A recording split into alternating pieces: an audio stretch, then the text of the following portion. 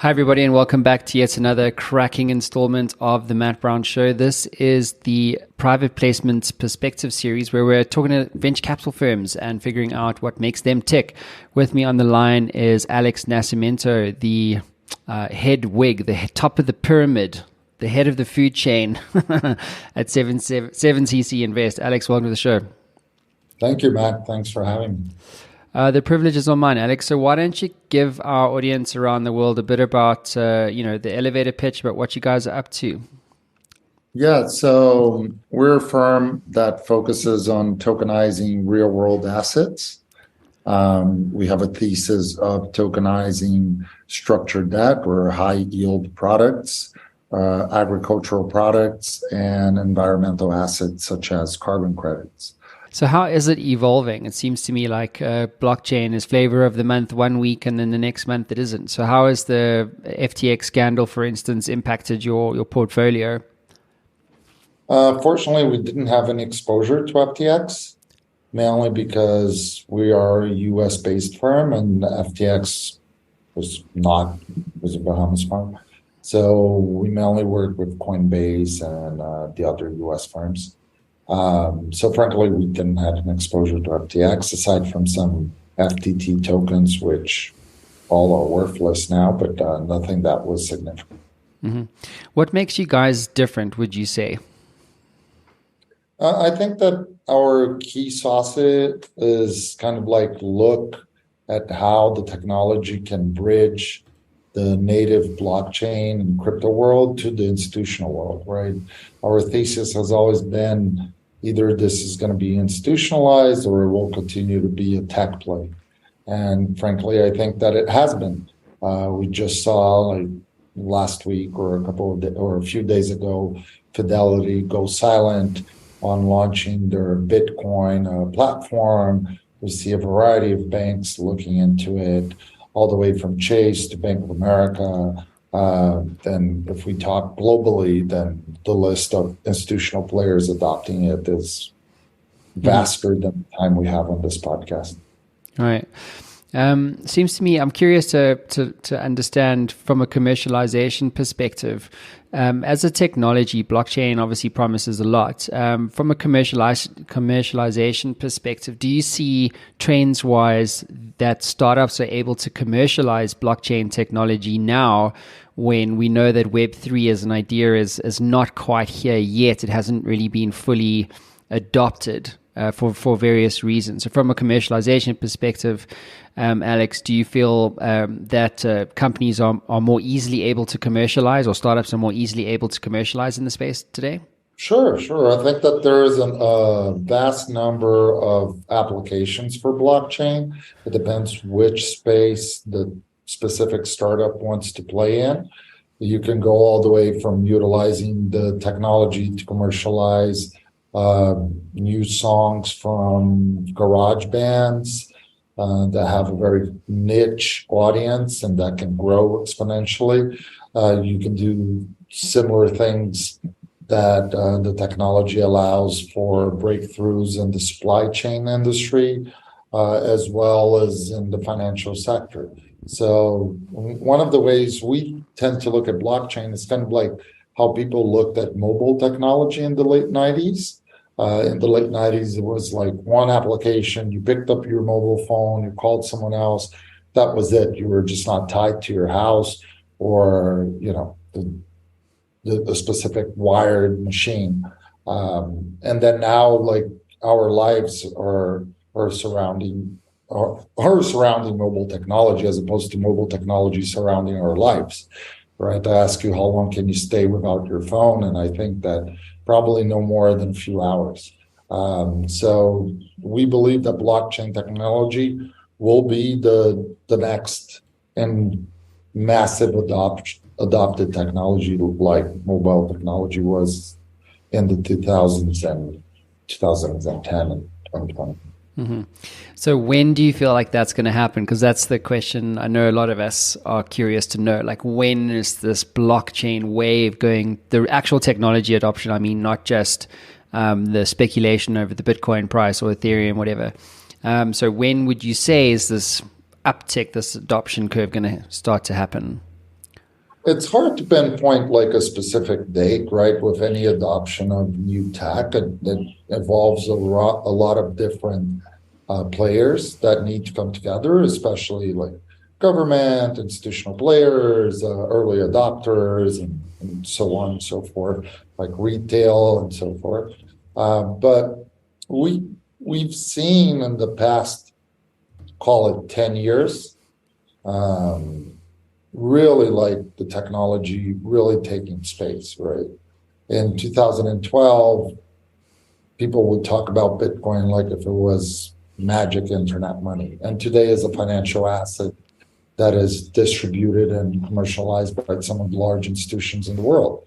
So if you say the industry has roughly, call it 10 years, maybe 12, if you really stretch it, I think this is the first uptick. And then the next uptick is as we evolve into a Web3 environment, into environments where people are going to be spending much more time in the metaverse or an app or similar platforms that could be called the metaverse, which technology is going to be the technology that allows you to connect your refrigerator to your mobile device, to your bank account, to your Amazon account, so that when you run out of milk, your refrigerator sends a signal, or you click a button, and then Amazon sends the milk to your home, right? And when you have a variety of different databases that need to be integrated, the most common thing is to use a decentralized database. I would say we're not on Web3 today. I would say we are on Web 2.5. We're no longer on 2.0, and we're not yet at 3.0, but we're certainly somewhere in the middle. So if I would shoot a number, give it another 5, 10 years. Mm. And that window of time is not a long time, right? Well, 10 years is, right? But 5 years, not so much. Yeah. So your fund, around 700 million, how much of that is actually institutional capital versus, say, just private LPs? Most of it. Oh, really? Yes, geez, that's interesting. I figured as much. And when you think about the macroeconomics around crypto, as an example, maybe just more broadly around the financial system at the moment, obviously blockchain has a huge space to play there from a DeFi and many other applications perspective. How much does the macroeconomics impact your thinking around when to cut checks or not, or which startups to back or not? Well, I think that any savvy or responsible fund manager or financial advisor would say that macro always ticks, right, and plays a heavy pull in it. We're seeing this kind of like last reiteration of the Bitcoin ecosystem going against some of the macro trends like SVB or Credit Suisse or some of these larger banks that are going down. But you have to look at the macro. You have to understand where things are going, unless you're investing in something very niche, right? And if you're investing in something very niche, then you have to look at the segment of that market. So I would say, yeah, macro always plays a big role in our thinking. Mm-hmm. And so what's the source of your deal flow typically? And what factors do you look for when making an investment in the blockchain crypto space? We look at mainly things that could be disintermediated. So if you look at, we frankly focused on the three theses I mentioned, right? High yield products, agricultural assets, and environmental assets. So if you look at those high yield products, those are usually only products that institutional players can touch, right? Because it takes a minimal investment that's sometimes, or most times, not attainable by the average retail investor. So that's one. If you look at like agro products or agro commodities, some of the future contracts that you may look into soy or other commodities require a significant upfront commitment. And if you could fractionalize that, you could give people exposure to future contracts of soy, for example. And if you believe that the world only has more people and that we're going to have to produce more food, then I would call it a no-brainer. Maybe people might disagree with me, but I don't see us going, not certainly in the near future, less people in this world and less food, right? So you give people exposure to that. And if you look at environmental assets, you have mainly two main certifications of all carbon credits in the world that already said that they don't like their carbon credits to be tokenized. We're in 2022, in the next 20 years, 25 years, you're going to need more carbon credits that there are available to decarbonize the way the world is going. When you get pitched by a startup, where does it go wrong? Prior to my life in blockchain, I used to invest in general startups, right? From bubblegum to Don Food Online. And I would not even say that this is my quote, right? Because it's not. It's just, I was part of Tech Coast Angels, which is the large angel investment group in California. And one of the things that we always talked about and we always coached startups is make sure you have three things, right? You have a unique selling proposition. You know why you're different and why you're standing in front of these people and why people should buy your product. B, you have decent financials and you thought through the financials. And C, and most importantly, you have a clear ask. I many times sat through pitches where the entrepreneur didn't have a clear ask. You ask me, okay, how much are you raising? Well, it depends. No, it doesn't depend. You need to know how much you're raising, right? Because you're wanting a check. So I need to know how much, if I have the money to give you. So I would say that those are like the three pitfalls that any entrepreneur pitching, any kind of investor, that being early stage ventures all the way to the Sequoias of the world, those three would be my go-to. Mm-hmm. And when you think about your greatest success and failure in venture investing or early stage investing, what would you say has made the difference? That's a really good question. I think team, and team.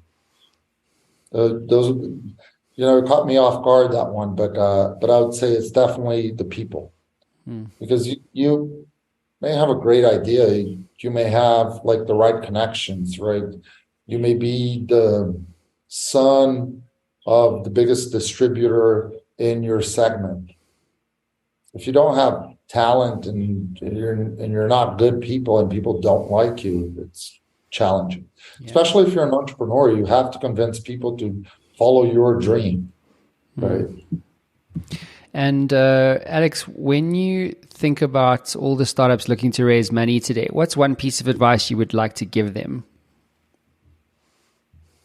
I would say that today we are in a bear market for risk capital, right? And frankly, for the people that listen and watches, maybe they question why we are in a bear market for risk capital, and it's mainly because interest rates around the world are skyrocketing.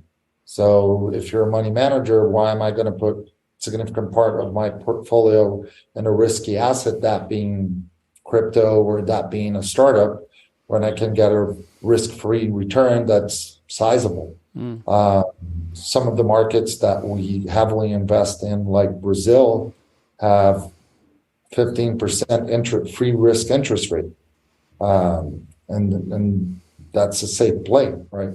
So in an environment where you have a lack or a bear market of risk-free capital, the best thing you can do is build and really focus on your product so that when the market shifts, and the market will shift because we all seen cycles.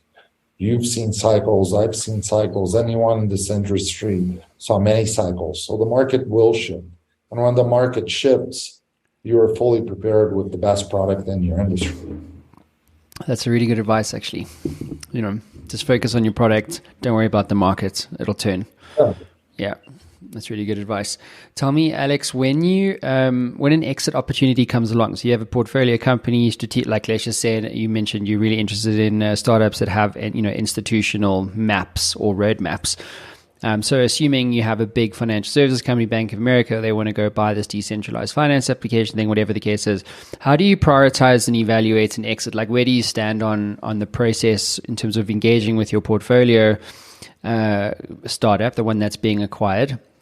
In the context of an exit, do you let them do their own thing? Do you tell them, hey, sell this thing now because you like you built this platform, so strategically this is where you want to go?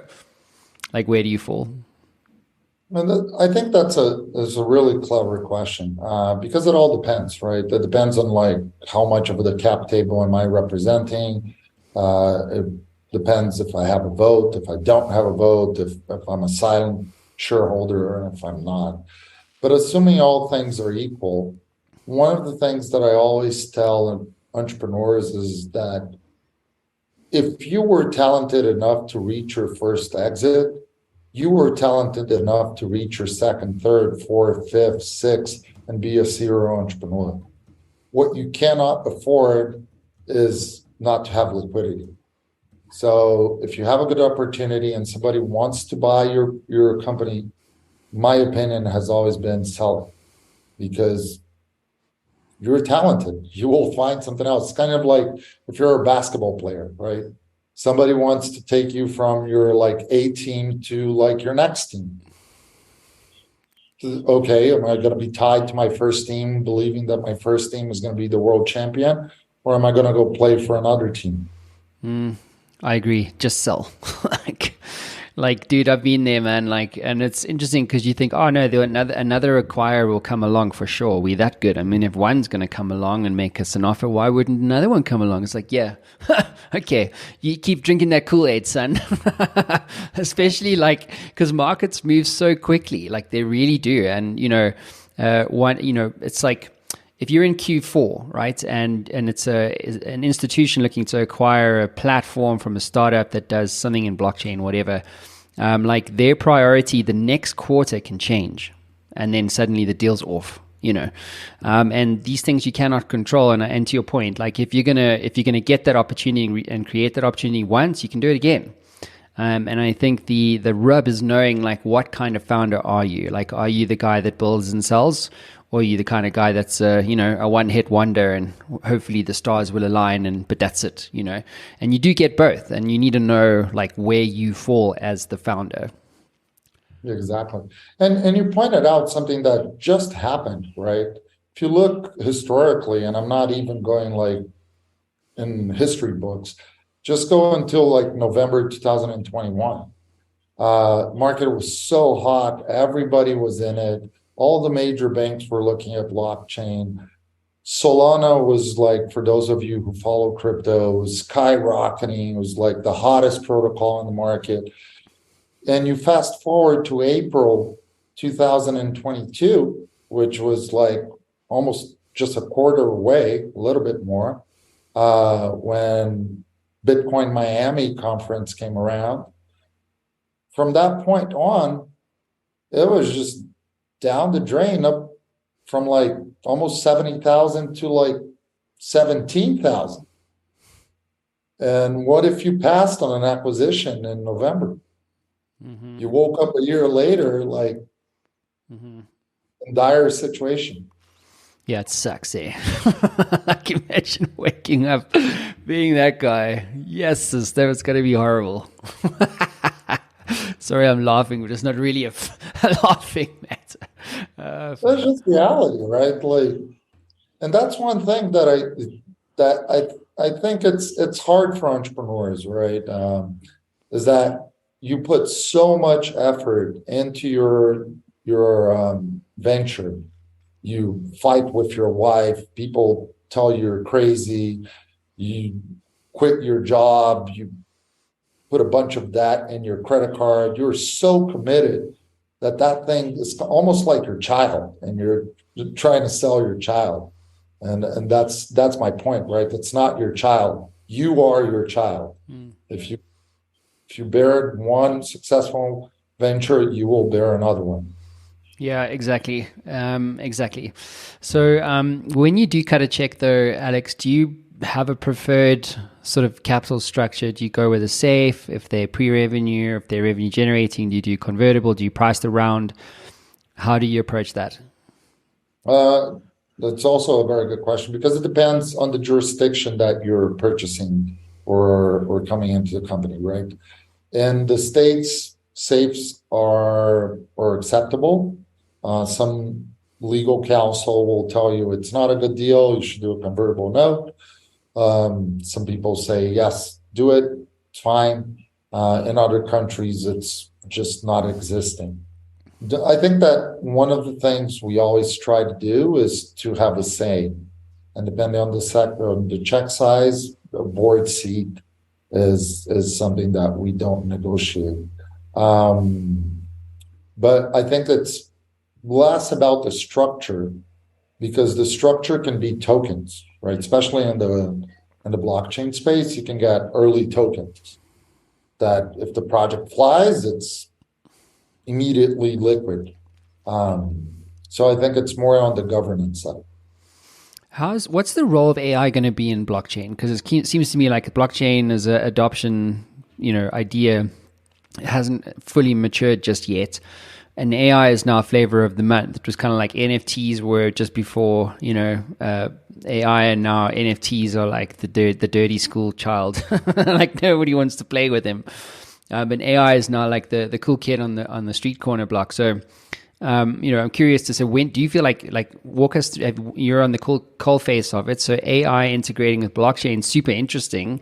As a concept, because there are these exponential technology trends, aren't they? Like that are promising just a fundamental change of everything. And I'm very curious to get your view. Like, how do you see those two technologies integrating or blending in the blockchain space? Like, what are some of the use cases that you see, from your portfolio potentially? Yeah, I think that it's almost scary what we're going through with AI, right? I'm a big fan of the movie The Matrix, and I think that The Matrix really arrived. So I frankly scratch my head and try to figure out how to use AI for the benefit of the humankind. And I don't know if other AI startups or protocols are considering that at the forefront of their decision making. But if you think like which job is not going to be impacted by AI? The other day, I thought about one job that might not, which is like a high-end chef from a high-end restaurant. Huh. That might still take a while, but eventually it will. Because you're going to have like a oven that will cook your food with the recipes that an AI Yeah, man. protocol. Dude, there's not a single job. Like, think about it. Like, just before this, I was watching a Boston Dynamics clip. I mean, these things are doing like somersaults in the fucking air. You know what I mean? Like, come on, dude. Do you think that thing won't be able to cook a freaking meal for you? You know what I mean? Yeah, well. So, like, even a hairdresser. Like, I saw one now with like a robotic arm. Like I will never ever do this. Right? I will never ever be this guy. But like where you go to the dentist and you have a robot shove its stuff in your mouth, and it's like looking at it and cutting you open and stuff. Like no, like just no. Like I won't do it out of principle. But you're right. I really don't see a single thing like.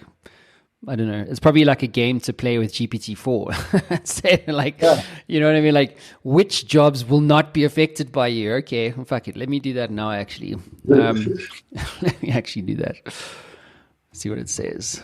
Yeah, it's an interesting question, right? Yeah. And and then it's kind of like, well, then what do you do?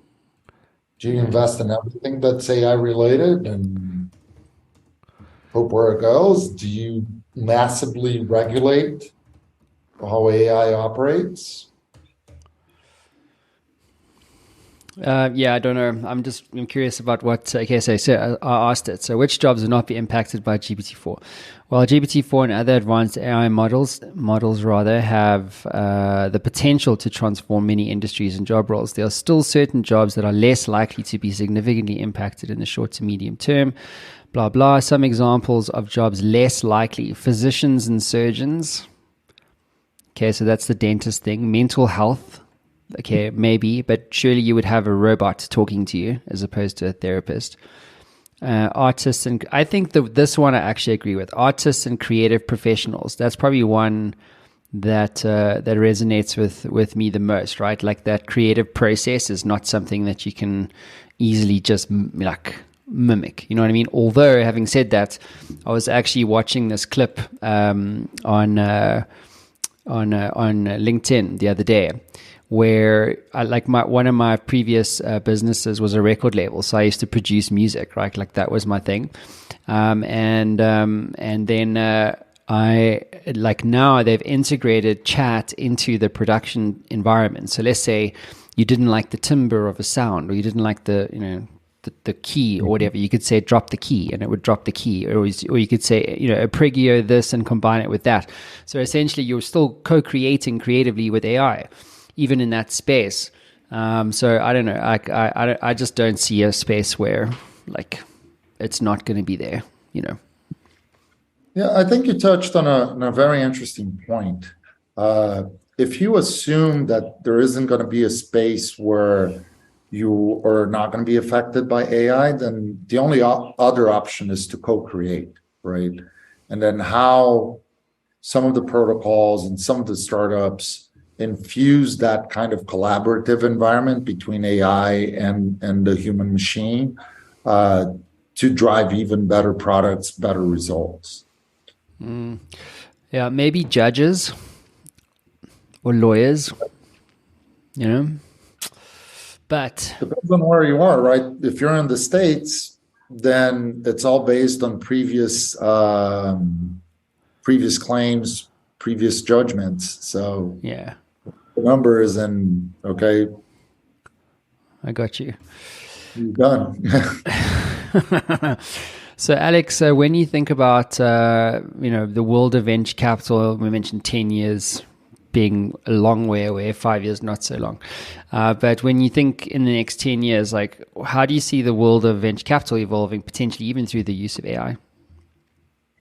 Yeah, I think that we're going to see what we saw in the blockchain space, right? And this is it's something that I think a lot about. When I first started doing this, you looked at things from like bottom up. You looked at a early stage company that were two people in a garage with a great idea, up pitched that, and a convincing story, right? And you would back them and they would go and they would develop a prototype, an MVP, and that thing would halfway work and then put a little bit more money, it would work better. Then you did the right product market fit and you struggled around there until you pivot the product or the service so that it would fit uh, the needs of the market and the demand of the market. And as that scaled, that company went to like a growth stage and a growth venture funding, and it would eventually hit an IPO or an exit or a merger. Mm. And then 2016, 17 came along, and you kind of turned that upside down because it was no longer bottom up, it was top down, right? You had one PDF, and sometimes you look, and people who are curious, just look at the first early ICO documents. There were like Word documents, and they were raising like, if not hundreds, tens of millions of dollars on like a Word PDF. because you are so decentralized and people are so interconnected that the $10 from a million people is $10 million. So I think that later stage companies will continue to see this kind of more institutional game because they're needed.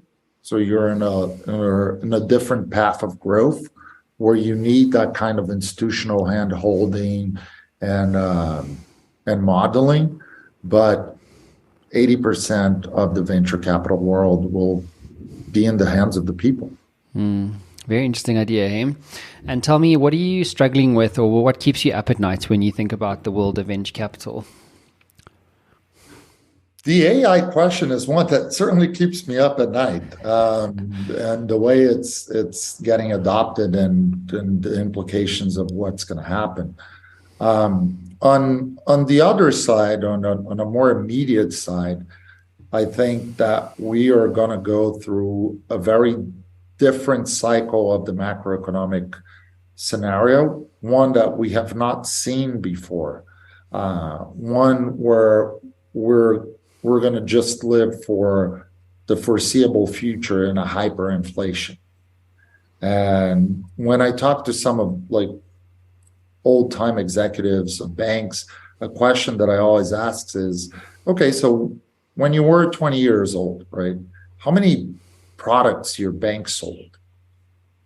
20? 40? Now that you're 60, 70, how many products does your bank sells? You don't even know, right? Because it's like so many assets. When we started investing in Bitcoin and blockchain, there were about less than 100 coins. If I look today, there's more than 30,000 in the span of 8 years.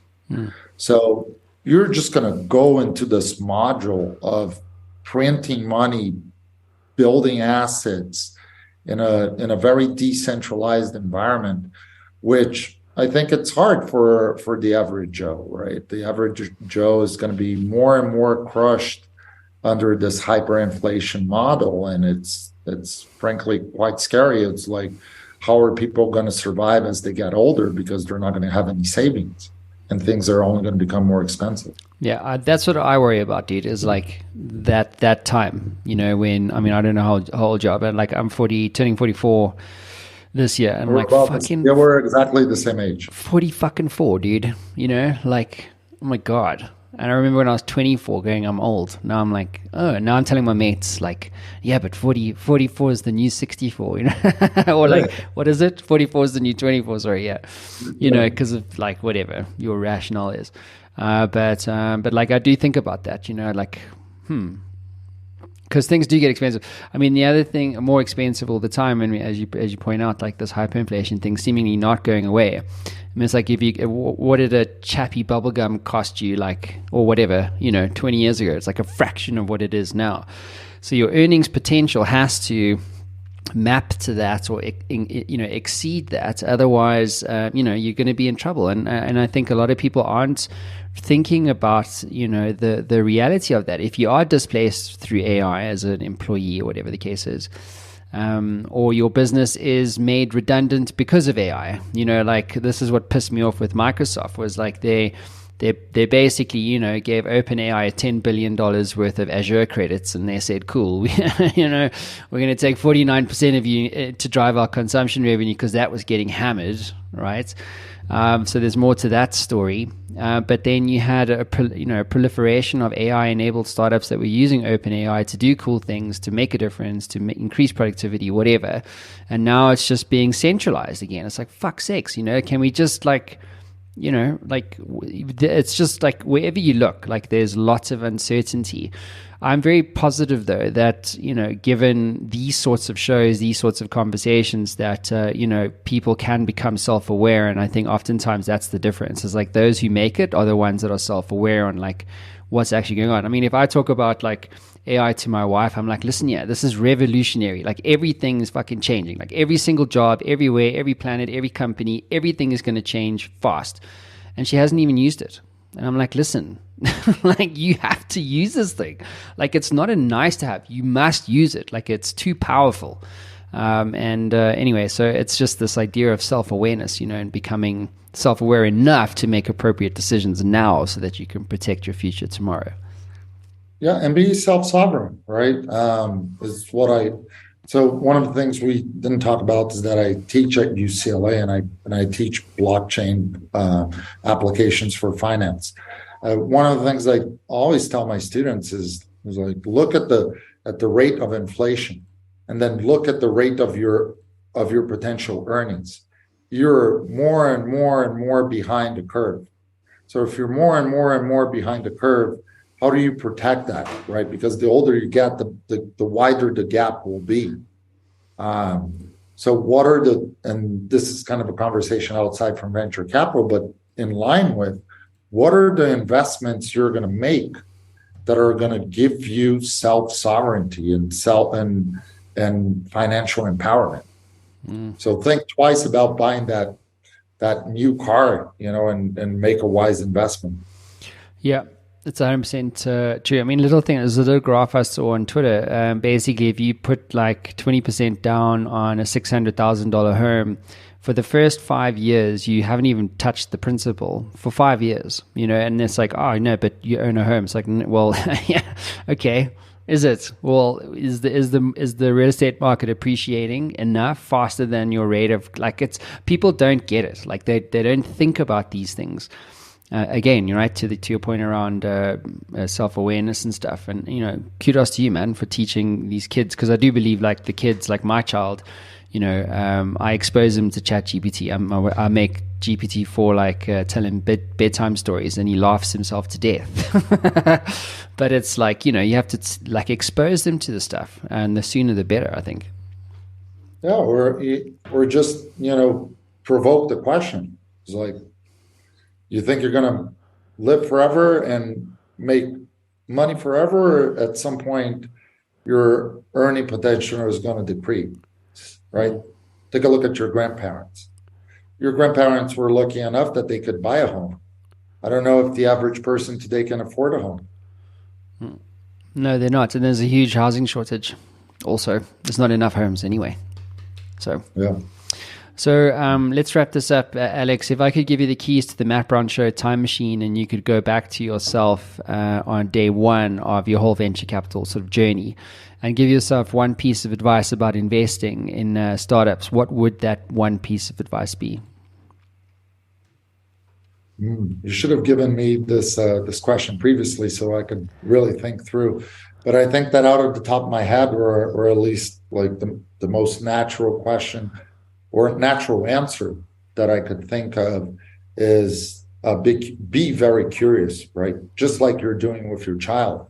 Expose your child, expose yourself to what is out there. And if you don't know the difference between what you have now and what you had 20 years ago, is just like all the information is out there. If you just put a little bit of effort, you will understand what are the frontier technologies that are driving your life and your future and the future of your family. So try to understand those, because those are going to potentially give you insights into some of the best decisions you can make. Not only if you're not an investor for your career, just like you said, right? You need to know how to use AI. And if you're looking for a job and you just don't know how to use it, then you're potentially not the best candidate. So explore as much as you can frontier tech. Be curious and be hungry. Hungry for the win. That's the one, man. Keep pulling on that string. So on that bombshell, thank you, Alex, for being on the show. It's been a privilege having you here, buddy. And yeah, man, let me know when Web3 arrives. Drop me an email. Well, I certainly do. Thanks a lot, Matt. It was a pleasure being here, and anytime it will be a pleasure to come again. Anytime. Thanks, guys. Cheers. Have a good one.